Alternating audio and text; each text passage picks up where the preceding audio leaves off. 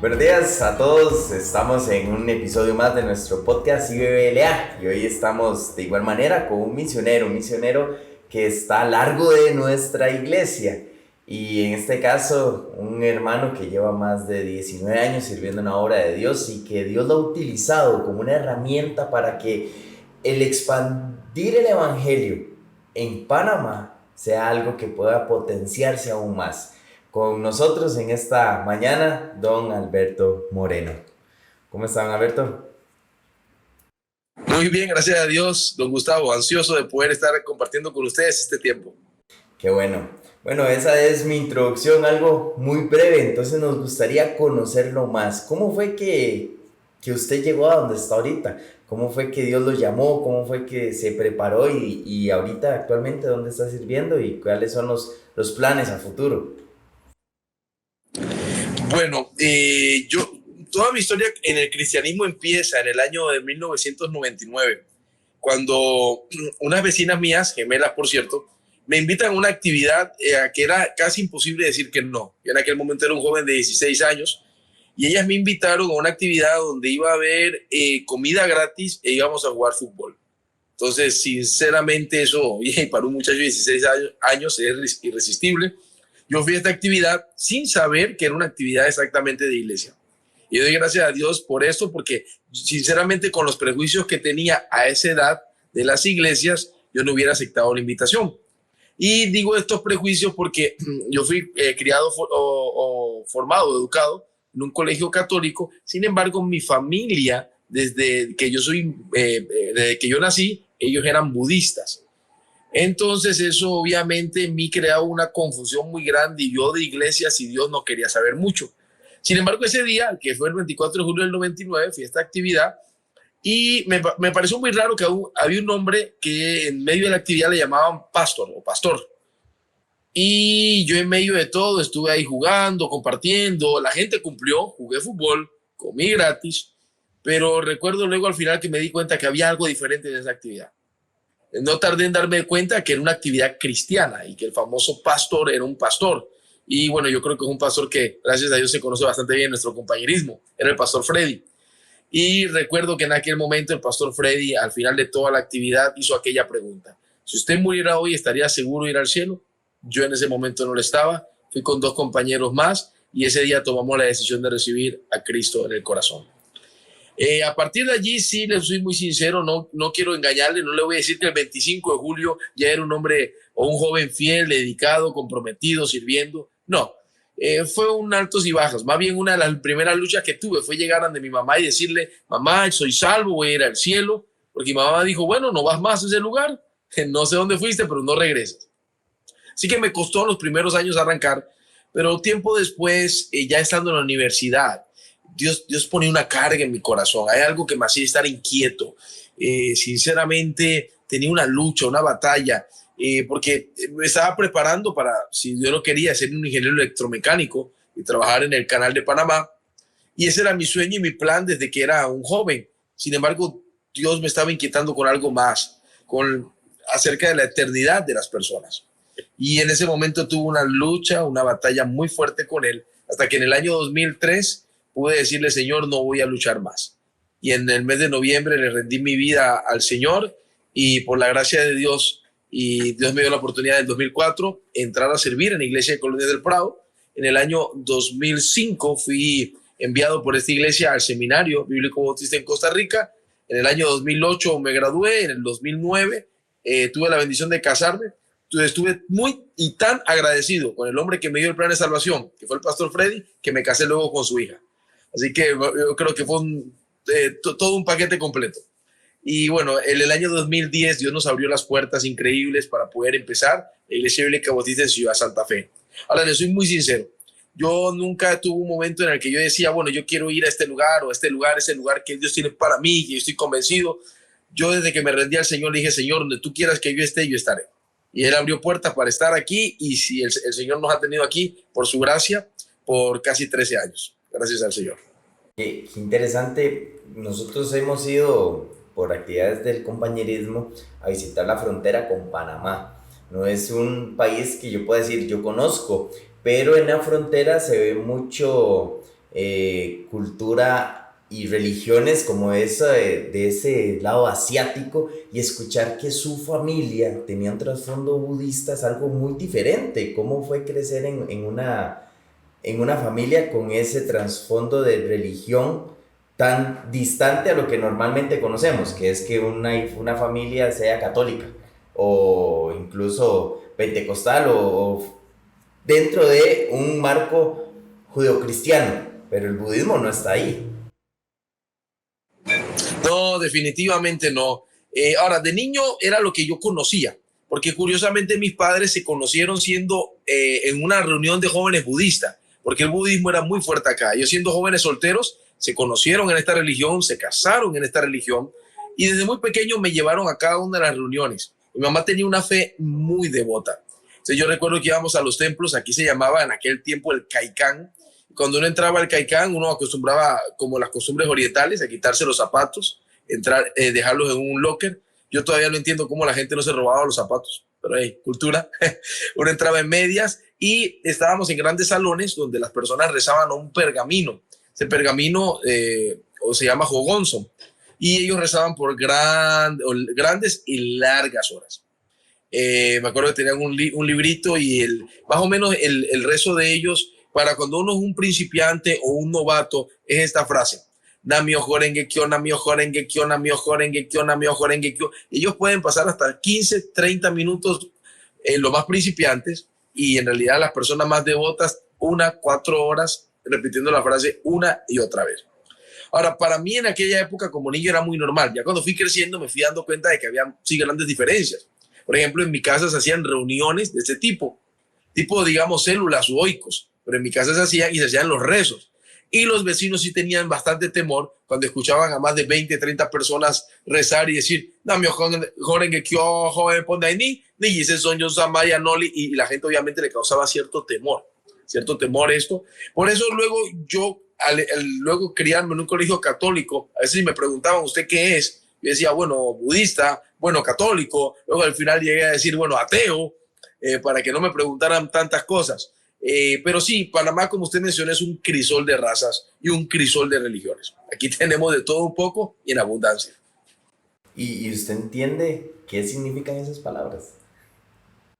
Vea que eso es algo muy interesante, porque cuando ya yo comencé a tener conciencia en la juventud, yo llegué a preguntarle a mi papá, a mi mamá esto: ¿ustedes entienden lo que rezan?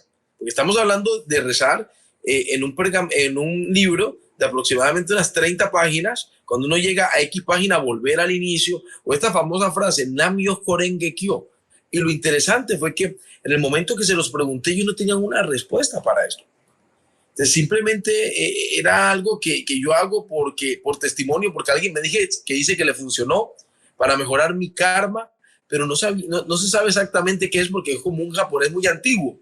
Ahora, los más estudiosos o devotos sí conocen más o menos el significado de esto, pero la mayoría, por lo menos, de los practicantes aquí en Panamá no. Entonces, sinceramente, si le digo exactamente, yo creo que luego mi papá investigó un poco y luego más o menos me dio una idea, pero era algo como que tiene que ver con las fuerzas del universo. Exactamente ahorita no puedo decirle qué significa esa frase, pero algo que sí puedo decirles es que durante todo ese tiempo que lo practiqué no tenía ni idea de qué estaba diciendo o mencionando en aquella época. Qué interesante, porque ahorita hablando con usted se me abre un panorama en la mente de cuánta necesidad real existe en Panamá en comparación con Costa Rica. No en el hecho de que no haya necesidad, claro que siempre hay necesidad del evangelio, pero sí en que este tipo de cosas son muy poco comunes aquí, y en la cultura panameña es más común. Imagino que por ser un paso de tanta cultura con el canal y muchos barcos, y la gente probablemente desembarca ahí, se queda viviendo por ahí, traen su religión. Entonces eso ha generado que sea, como lo vemos en el curso de misiones, en el seminario, un lugar cosmopolita donde hay mucho choque cultural. Ahora, qué buena introducción acerca de misiones, pero específicamente hoy vamos a hablar de un tema. Venimos en la cumbre tratando temas día a día, y hoy en la noche vamos a estar viendo la diligencia. Entonces, usted como misionero, como una persona que salió de Panamá, Costa Rica, Panamá, para predicar el Evangelio, ¿qué puede decirnos cómo es importante la diligencia en la vida de un creyente? Bueno, hay un versículo en Proverbios que dice, ¿has visto hombres solícitos en su trabajo? Delante de los reyes estará. Yo creo que algo muy importante para nosotros como creyentes es poder ser diligentes, solícitos, activos en todo lo que tenga que ver con la obra de Dios. Muchas veces limitamos nuestra diligencia o nuestras actitudes o nuestro trabajo a las circunstancias que nos rodean. Pero yo más bien veo este versículo de Proverbios muy palpable en la vida de José. José tuvo circunstancias muy adversas en su vida, pero sin importar el lugar donde José estaba o su condición, fuera como esclavo, fuera aún preso, aún fuera el segundo de Egipto, él fue un hombre solícito, fue un hombre diligente, fue un hombre trabajador, fue un hombre que lo que podía hacer en su mano lo hacía y lo hacía bien, y Dios lo llevó a un puesto muy alto. O sea, yo siento que es muy importante que nosotros como creyentes podamos no solamente hacer la obra de Dios, o no solamente poder cumplir con las tareas que nos tocan, sino que podamos hacerlo con diligencia. Porque cuando cumplimos lo que nos toca, caeríamos en lo que Jesús dijo: somos siervos inútiles porque lo que debíamos hacer, eso hicimos. Entonces, ¿cómo debe actuar el creyente para no caer en ese conformismo de hacer nada más lo que se necesita, sino realmente ser diligentes en lo práctico? Es como aquel otro versículo que nos dice que maldito el que hace indolentemente la obra de Jehová. Aun cuando una y otra vez la Biblia nos dice que no debemos conformarnos a este siglo. Obviamente nos está hablando acerca de nuestra santidad personal, pero acerca también de, como usted mencionó ahorita, no hacer solo lo que nos toca, sino ir una milla extra. Y es ahí donde demostramos verdaderamente el cristianismo. Cuando podemos ser diligentes por un ejemplo, en el trabajo, o digamos, podemos ganarnos un testimonio delante de muchas personas que no conocen a Dios, que lo más que saben de una iglesia quizás o de Jesús es que nosotros vamos a la iglesia y que creemos en él. Y ellos pueden ver a través de nuestra diligencia, nuestro trabajo, de nuestro compromiso, de nuestra dedicación y entrega, ellos pueden ver a Jesús. Pero no nos vayamos solo al trabajo, en el colegio, siendo buenos estudiantes, siendo diligentes con las tareas, siendo diligentes con cada asignación, siendo diligente y estando disponible para marcar una diferencia, dándonos un testimonio, ¿cómo le digo? Un testimonio que impacte la vida de muchas personas. Y obviamente si lo relacionamos con la obra de Dios, ¿qué mayor obra para poder trabajar con diligencia, con amor y con gran propósito que una obra que es eterna? Usted es pastor y como pastor, ¿cómo ve la importancia de que los miembros de la congregación seamos diligentes en la obra de Dios? Vea, yo siento que es la diferencia más grande que nos puede llevar a soñar o pensar de tener una iglesia pequeña o una iglesia grande. Yo en realidad no creo que exactamente debería haber una diferencia entre uno y otro. No estoy hablando de cantidad de gente, estoy hablando de mentalidades. En una iglesia con una mentalidad pequeña, la gente espera que el pastor u obreros hagan todo. Y entonces el pastor es el hombre orquesta, el que está aquí y allá siendo diligente en todo lo demás, y todo el mundo como esperando ver qué hace el pastor o qué hacen los obreros. Pero una iglesia que desarrolla una mentalidad grande se da cuenta de que cada miembro de la iglesia, como Jesús lo dijo, la verdad la mies es mucha, los obreros pocos. Y algo interesante, dice, rogad pues que haya obreros para su mies. Jesús no está pidiendo que roguemos o oremos para que haya más solo cristianos o solo personas salvas o solo personas que estén dentro de su obra, sino personas que estén dispuestas a trabajar, a ser obreros, a con diligencia marcar una diferencia en la vida de otros. Sí, yo creo que si como miembros todos somos diligentes en la parte que nos corresponde, en la parte que nos toca, nuestra iglesia puede cambiar, tener una mentalidad de iglesia grande y puede comenzar a soñar y pensar en cosas grandes. Y en la iglesia hay diferentes poblaciones, uno entiende, hay jóvenes mayores, hay adultos, hay familias, digamos, refiriéndonos a adultos que tienen hijos, que son realidades muy distintas hasta cierto punto en la edad. También hay adultos mayores. La diligencia en cada una de esas etapas, ¿cómo la podríamos ver? Un ejemplo que usted nos pueda mencionar de cada una de estas etapas. Un niño puede ser diligente en la iglesia en esto, un joven en esto y así sucesivamente. Pero es muy interesante porque, como usted mencionó ahorita, la diligencia no tiene edad. O sea, todos podemos ser diligentes en lo que nos toca. A veces una persona quizás mayor puede decir, pero es que tal vez nos hablan de servir y hacer esto y que lo otro, pero ya no tengo la fuerza o el vigor de antes. Sin embargo, tiene su experiencia, tiene su sabiduría, tiene sus consejos, digamos, sabe cómo hacer o no hacer las cosas. Entonces puede ser bueno, yo creo que empecé de atrás para adelante, pero un adulto mayor puede ser una persona diligente en poder brindar un consejo, diligente en poder, ¿por qué no?, atender a una visita, diligente en poder, bueno, yo creo que todos podemos tener esa diligencia aún, de no solamente servir, sino también de ofrendar y dar. Ahora, cuando estábamos hablando de los adultos, obviamente ser diligentes dentro de lo que es el liderazgo de la iglesia, asumiendo los compromisos. Recordemos que los adultos somos las columnas de la iglesia. Entonces, si una iglesia, los niños siempre traen alegría, los jóvenes traen energía y vitalidad, pero los adultos son los que permiten que los sueños se hagan realidad. Obviamente sabemos de que todo está en manos de Dios, pero de los adultos depende mucho el compromiso, el poder ser un ejemplo a las futuras generaciones, el poder mostrarle a los jóvenes que uno puede casarse y ser feliz, que uno puede, dentro de los caminos de Dios, hacer las cosas bien y servirle a Él con todo. Cuando estamos hablando de la diligencia, quizás aún en la juventud, podemos mencionar la importancia de que los jóvenes puedan comprometerse en servir a Dios en el recurso más valioso que ellos tienen, que es su tiempo, que son sus dones, sus talentos. Puede decir el Señor, estoy descubriendo mis dones y talentos, pero quiero ser diligente en el servicio de tu obra, entregándome a ti, y Dios, lo que tú quieras que yo aprenda a hacer, estoy dispuesto a hacerlo.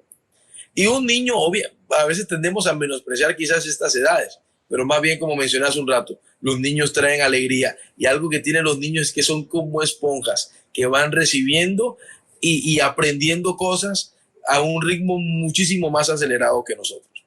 Un niño puede, obviamente, entonces tener esas características, ser diligente en aprender la escritura. Es interesante también el poder que tienen los niños cuando son diligentes en poder invitar a otros, invitar a sus amigos, jalar a papá o mamá a la iglesia o a alguien. O sea, los niños cuando invitan a alguien para la iglesia tienen como una picardía que obviamente los adultos no tenemos. Entonces, todos, si nos ponemos a pensar, y así hay muchos ejemplos en cada una de las diferentes edades, podemos nosotros aplicar este principio de diligencia a nuestra vida, porque Dios está buscando que dentro de su obra podamos estar los creyentes activos, marcando una diferencia. Y qué interesante que la diligencia no es hacer siempre lo mismo, es saber qué hacer en cada etapa que uno vive, porque quizás a veces como avanza el tiempo y llega un joven que se casa y tiene que asumir nuevas responsabilidades, no puede hacer lo mismo y siente que entonces ya no está siendo diligente. Pero no es eso, es entender que la diligencia también planifica los cambios y se pone en la posición que Dios quiere usarlo, para que sea ese pilar, como usted lo mencionaba. La diligencia es algo que nuestro pastor ha usado mucho, una frase, y es ser proactivo. ¿Cómo usted ve la proactividad en la iglesia? Bueno, yo creo que es algo que obviamente en una iglesia es clave y es vital. Si, como le decía hace un rato, la diferencia entre una mentalidad pequeña y una mentalidad grande, o una iglesia pequeña o una iglesia grande, va en la mentalidad y también en el deseo de hacer las cosas. Y como creyentes necesitamos no solamente esperar que alguien nos mande a hacer algo, sino nosotros tener la iniciativa y ser activos. O sea, no es solamente llegar, por ejemplo, en una iglesia siempre surgen, obviamente al ver muchas personas, surgen diferentes tipos de posiciones, ¿no? Surgen las diferencias. No todos pensamos igual. Se surgen las famosas críticas. Y yo realmente creo en las críticas, siempre y cuando sean constructivas. Y para mí, ¿cuál es la diferencia entre una crítica constructiva y una crítica destructiva? Es que la crítica constructiva aporta algo. No es solamente decir eso está mal, sino decir, oiga, ¿usted cree que podemos mejorarlo o podemos hacerlo de esta manera? Mire, tal vez aquí no salió bien, pero yo tengo una idea y yo puedo ayudarla a desarrollarla. O sea, no es solo señalar lo malo, sino es decir, oye, podemos cambiar y mejorar y yo puedo ayudar en esto. O sea, yo creo que obviamente no hay iglesias perfectas. Yo creo que en toda iglesia usted va a encontrar algo que pueda mejorar y que necesite mejorar. Pero ahora, ¿usted va a ser de los que se sienten en un bando a solo señalar y criticar? ¿O va a ser de aquellos que dicen, bueno, esto no está bien, pero yo me comprometo a ayudar a que esto cambie, a ser proactivo y poder servir para marcar una diferencia positiva? Porque esas son las personas que realmente, como les digo, marcan diferencia en la vida de otros. Moviéndonos a otro marco, que ya hablamos acerca del marco en la iglesia, pero en el marco personal de mi relación con Dios, mi espiritualidad, la diligencia, ¿cómo tiene que estar en la vida de un creyente? Yo creo que obviamente es clave y vital. Sinceramente, el mayor enemigo que tenemos nosotros en la vida somos nosotros mismos. Nosotros como creyentes, nosotros sabemos lo que necesitamos para estar bien. Y cuando vemos la clave, Dios la repite una y otra vez en la Biblia, Josué 1, 8, 9, en el Salmo 1, cuando Dios nos manda que nunca se apartará de nuestra boca este libro de la ley, sino que de día y de noche meditaremos en él. Cuando habla acerca de aquel varón bienaventurado en el Salmo 1, y nos da la clave de ese varón bienaventurado, que cuando dice, sino que en la ley de Jehová está su delicia. Entonces, es muy importante que nosotros no solamente, podemos caer en este error, podemos caer en el error de conocer conceptos bíblicos, de conocer Biblia, de saber doctrina, pero no tener una relación con Dios. Más bien nosotros deberíamos, es curioso, con los ejemplos que se usan en el Antiguo Testamento. David decía, como el siervo brama por las aguas, así clamo Dios por ti en alma mía. Yo creo que ahorita sería como un joven clama por su celular con wifi o con data. Así debería clamar nuestra alma por Dios cada día. Y bueno, no solo jóvenes, también nosotros los adultos, ¿no? Así como clamamos por ver el celular o Instagram o las redes sociales, deberíamos con igual diligencia, o más bien, corrijo, aún mucho más, buscar a Dios, buscar sus bendiciones. Y es un asunto simplemente de proponérnoslo. Es un asunto de darle la prioridad de nuestra vida. Y pareciera algo pequeño, pero esa pequeña diferencia, ese pequeño detalle, marca una gran diferencia en nuestras vidas. Es importante que podamos proponernos hacerlo y ser diligentes en nuestra comunión íntima y personal con Él. Diligencia en misiones, ¿cómo la podríamos ver aplicada? Sinceramente, Jesús lo encargó una y otra vez. Fueron sus últimas palabras. Y en Mateo 28, Marcos 16, en Juan 20, 21, Lucas 24, y aun cuando en Hechos 1, 8 lo repite antes de ascender a los cielos.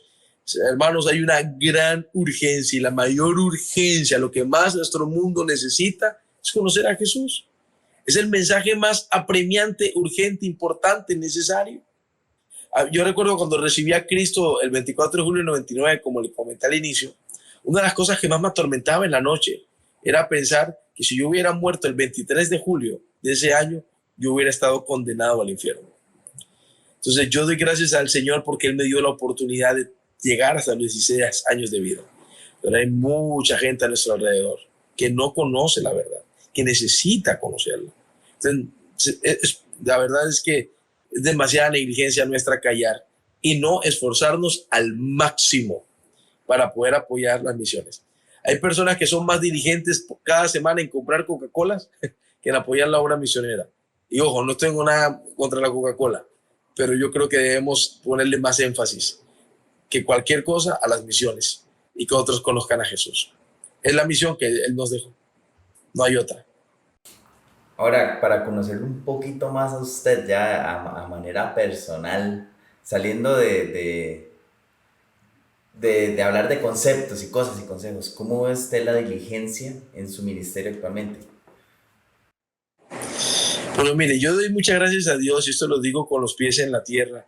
Sinceramente creo que Dios nos ha bendecido mucho como iglesia, aún acá en Santa Fe, y parte clave ha sido esto, no quedarnos con los brazos cruzados. Pensar siempre aprendiendo de nuestro misionero y aprendiendo de todo nuestro compañerismo, hacer las cosas decentemente y con orden. Y cuando Dios hace las cosas, cuando uno hace las cosas bien, de la manera de Dios, Dios bendice. Nosotros empezamos en nuestra iglesia acá en Santa Fe con una enorme bendición. O sea, yo creo que es una de las pocas iglesias del compañerismo que pudo empezar de esta manera. Nosotros empezamos en Santa Fe con un terreno y una propiedad antes de tener un alma salva en Santa Fe. Y fue curioso cómo Dios nos permitió llegar acá. En aquella época teníamos el terreno más grande de todas las propiedades acá en Panamá. Teníamos 927 metros cuadrados. Y podíamos conformarnos a esto. Y decir, bueno, qué bendición. Digamos, ¿qué iglesia no quisiera empezar con casi 1000 metros cuadrados? Y pudimos quedarnos ahí toda la vida.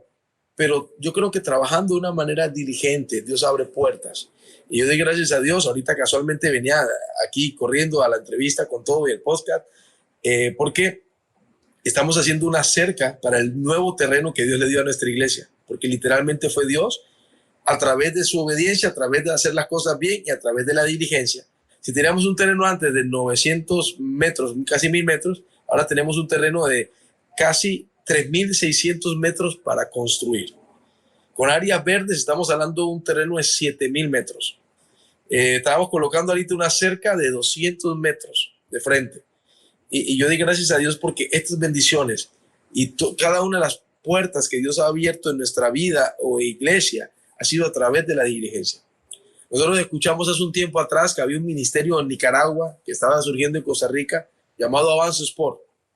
Y nosotros nos metimos también en eso hace unos 5 años atrás.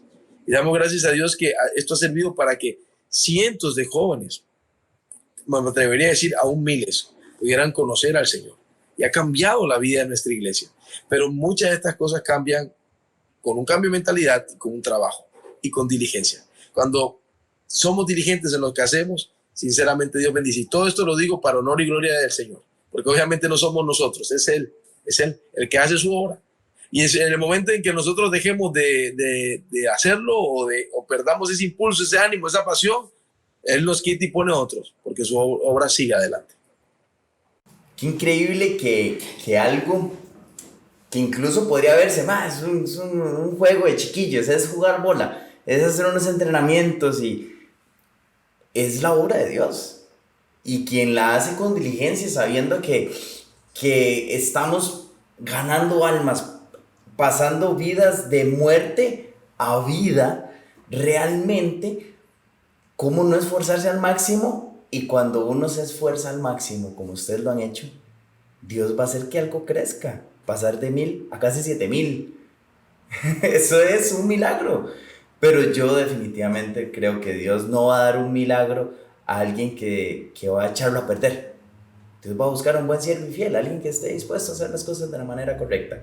Y ahí está esa diligencia, que sí, depende de Dios, pero Dios usa a personas. Y no estoy hablando solo de usted, porque definitivamente creo que no solo usted hace entrenamientos, la iglesia trabaja para eso.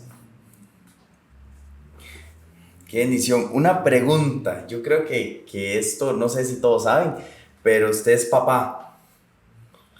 ¿De cuántos hijos? 4 y sumando. No, eso son bromas, solo 4. Solo 4, ahí quedamos. No, 4 son, bueno, para muchas personas serían muchos. Y aún así, Dios los sigue utilizando y usted sigue trabajando un montón. Y están en todo este cambio. Algunas personas podrían asustarse y decir, no, hombre, es que ya uno es mucho. Nosotros vamos para 2 y ya yo tengo miedo y no ha nacido el segundo. Pero que también eso es un testimonio. Hay personas que dicen, no, es que tengo muchas responsabilidades en mi casa. Tengo mucho que trabajar. Tengo que dedicarle solo tiempo a mis hijos. Que es importante, entiendo, la diligencia familiar. Pero eso no quita la diligencia con la obra de Dios. Y es mentira, por ponerle usted como ejemplo, un pastor misionero que están trabajando un montón, que están haciendo cada vez cosas más grandes. Tener 4 hijos podrían alguno escandalizarse y decir, ¿cómo lo hace? ¿Cómo lo logra? Para mí, lo admiro porque, ¿verdad? Con 4 hijos debe ser una experiencia muy alegre, como decía usted, los niños traen alegría. Pero también que hay que ser diligente No se puede nada más pensar de que no es tener una suculenta en la casa, son niños, son vidas también. Definitivamente son una bendición. Ahora, no le quito, es trabajo. En algunos momentos, más que trabajo, una locura completa.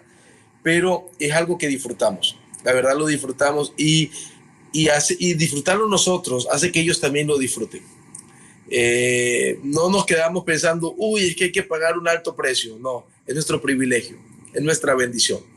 Y son etapas que tratamos de disfrutar al máximo y disfrutarla junto a ellos. Qué bueno, qué dicha ver que hay familias que están ahí en la obra de Dios y que no tienen miedo a crecer para tener más vidas en las manos de Dios. Definitivamente tener papás que son creyentes es una bendición, cuanto más siervos de Dios como el caso de ustedes. Algo que nos quiera compartir, vamos a ver, ¿prefiere usted playa o montaña? Para conocerlo más, vamos a hacer unas preguntas así. Montaña, Montaña. ¿Y donde viven ustedes debe ser caliente? por eso quiero la montaña. ¿Cuánto más o menos es la temperatura ahí por donde ustedes viven? Oh, normalmente un día así como que un poco frío podemos estar quizás como en 27 grados. Normalmente podemos estar un 33 por ahí el asunto. Bastante caliente, la verdad. Siempre con calorcito. Y así entrenan y todo. Sí, claro, claro. Ya uno se acostumbra. En estos días tuvimos unos amigos que venían de montaña y ellos casi en el lugar donde viven nunca sudan, de otro país obviamente. Y ellos estaban escandalizados de que aquí en Panamá todos los días se suda y bueno, para nosotros realmente es pan diario. Dulce o salado. Salado. Vamos a ver. Y nada más vamos a elegir algunas ahí para conocerlo un poquito mejor. Pasatiempo. Pasatiempo ahorita sería, bueno, hace un tiempo jugar fútbol. Y ahora hemos estado tan metidos en todo Avanzo Sport y todo lo demás que ya ahora es ver jugar fútbol. Pero no ver partidos, sino ver a los chicos jugando fútbol. ¿Cómo es la liga de ustedes? Sé que en nuestro caso es por iglesias y por edades, pero en el caso de Panamá, ¿cómo la manejan? Cuando hacemos Avance Sport, bueno, en Avance Sport tenemos un programa ahorita que desarrollamos en la iglesia que se llama Todos Juegan. Y a través de Todos Juegan lo que estamos creando es como una escuela bíblica deportiva. Entonces nosotros los sábados vamos a diferentes parques de la comunidad a tener actividades. Ahora, el fútbol es la mayor herramienta, pero todos juegan, quiere decir que todos juegan, pero cualquier deporte. Se llegan personas a jugar voleibol, fútbol, que es lo más fuerte. Si alguien llega a jugar básquetbol tenemos. Aún hemos llegado a pensar, no nos ha pasado, pero si alguien llegara a jugar ajedrez, vamos a estar listos para esto. Entonces tenemos un Avance Sport de prácticamente todas las categorías, desde la sub-6 hasta la sub-17, que son las categorías que más manejamos. Entonces muchas veces hacemos torneos entre nosotros o hacemos torneos relámpagos con las demás iglesias, en algunos como por lo menos 3 torneos al año. Sobre todo de fútbol, de voleibol y de softball, aunque ya empezamos con básquetbol también. Ok, genial. Kicha. Nuestra iglesia quiere incursionar en Avanza Sports y esperamos que también que sea la herramienta que use para que más personas lleguen a los pies de Cristo y que los hermanos que se hagan cargo puedan ser bien diligentes y que ojalá a través de esa diligencia nuestra iglesia también tenga la oportunidad de crecer tanto como allá en Santa Fe. ¿Cómo es tener a don Freddy, misionero de suegro? Bueno, realmente es una bendición. Don Freddy es un hombre de Dios. Y sinceramente, bueno, antes de mi suegro fue mi pastor, mi padre espiritual. Y la verdad es que don Freddy siempre nos ha dado un ejemplo de amor, de trabajo. Casualmente la palabra que veníamos hablando ahorita, diligencia. O sea, yo a lo largo de mi vida no conozco un hombre más trabajador y entregado a la obra que él.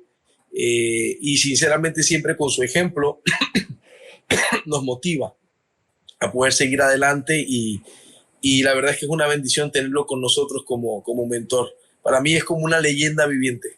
Sí, justo el día de ayer publicamos la entrevista con Don Freddy y a mí me llamaba mucho la atención, es una de las primeras veces donde me siento a compartir con él y él decía, no, es que yo soy muy pequeño y yo también pienso como usted, el hombre es como una leyenda viviente, él es un misionero en Panamá que ha hecho tan grandes cosas y él lo que decía es, otros han hecho más grandes cosas que yo y pues ahora lo único que pienso es, también es muy humilde. Y es una bendición saber que los misioneros que sostenemos, que queremos apoyar, tienen este tipo de carácter espiritual, de saber de que es por Dios y que no son personas que teniendo la posibilidad de decir, pueden inflarse el pecho porque es increíble. Son humildes y saben que Dios es el que nos usa a todos y a través de también esa diligencia. No sé si le quiere dedicar unas palabras a los hermanos en la Aurora, que ahorita van a estar escuchando el podcast con respecto a las misiones y se despide y ya después cierro yo con unas palabras nada más para el episodio de hoy. Sí, claro. Hermanos de la iglesia de la Aurora, de verdad, muchísimas gracias. Yo estoy, siempre que tengo la oportunidad de ir a Costa Rica, me da gusto y es un placer para mí ver iglesias como ustedes que durante muchos años han apoyado la obra misionera. Para nosotros los panameños, cada uno de ustedes es muy importante, porque nosotros somos el producto de la obra misionera y la visión que ustedes tuvieron. Muchos de los que estamos hoy día, ya somos adultos, pensamos qué hubiera sido de nuestras vidas si de Costa Rica no hubieran tenido la visión, el amor y la diligencia para poder enviar un misionero costarricense a Panamá. Y de verdad, muchísimas gracias porque durante más de 30 años han podido sostener y apoyar la obra misionera aquí en Panamá. Y no solamente a don Freddy, sino a cada uno de nosotros luego como misioneros, empezando nuevas iglesias en Panamá, ganando ya, gracias al Señor, cientos de personas para Cristo. Pero nada de esto sería posible sin su apoyo constante, fiel y diligente. De verdad, les amamos mucho y como, no solo como misioneros, sino como fruto de la obra misionera, de verdad, de corazón, representando a miles de otros panameños, decirles gracias por amar las misiones. Amén. Muchísimas gracias, don Alberto, por este tiempo que pudimos compartir y sé que todo lo que hablamos ahorita en este rato va a ser de bendición, hermanos. Creo que con todo lo que escuchamos hasta ahorita, solo pensar el hecho de qué más puedo hacer para que la obra de Dios crezca, qué más podemos hacer para que nuestra iglesia crezca y pueda apoyar a muchísimos más misioneros en más países. No es fácil, no es rápido, no es comida rápida, no es algo así. Nuestra vida está acostumbrada a tener placeres rápidos, pero 30 años da mucho fruto bueno que permanece y es ahí donde tenemos que enfocarnos en lo eterno, no en lo que está ahí mañana, sino en lo que está años adelante, manteniéndonos nosotros diligentes día a día, primero de manera personal y después también como congregación. Así que creo que ha sido una bendición. Le vuelvo a decir, don Alberto, muchísimas gracias por sacar el rato. Sé que tenía muchísimas cosas que hacer el día de hoy, pero sacar este tiempo sé que va a ser especial para nuestra iglesia, especial así como lo ha sido para mí, y esperamos poder vernos, conocernos más después, pero ahora de esta manera también lo disfrutamos. Entonces, que Dios les bendiga, hermanos. Nos vemos hoy en la noche para ampliar el tema de la diligencia en nuestra iglesia. Hasta luego. Hasta luego, hermano. Bendiciones. Un fuerte abrazo.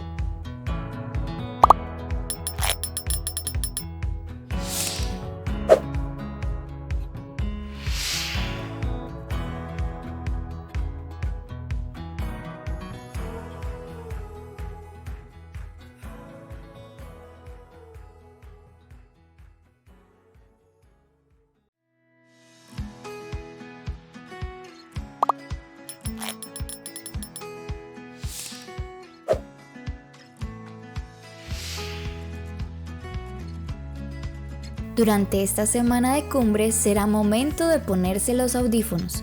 Todos los días a partir de las 6 de la mañana busca en alguno de tus dispositivos nuestro podcast IBBLA. Se publicará en el canal de YouTube de nuestra iglesia y en Spotify, donde nos puedes encontrar como podcast IBBLA. Así que en las mañanas, de camino al trabajo, al colegio o a la escuela, mientras esperas en la presa frente a la computadora sin saber qué escuchar, busca el podcast IBB-LA. Cocinando, en el desayuno o el almuerzo, haciendo las tareas en casa o en el café de la tarde. De camino a la iglesia para la cumbre, escucha nuestro podcast IBB-LA. Preparemos nuestros corazones en esta semana tan importante. Conoce de una manera diferente nuestro compañerismo, las misiones y testimonios del gran poder de Dios. Escucha podcast IBB-LA.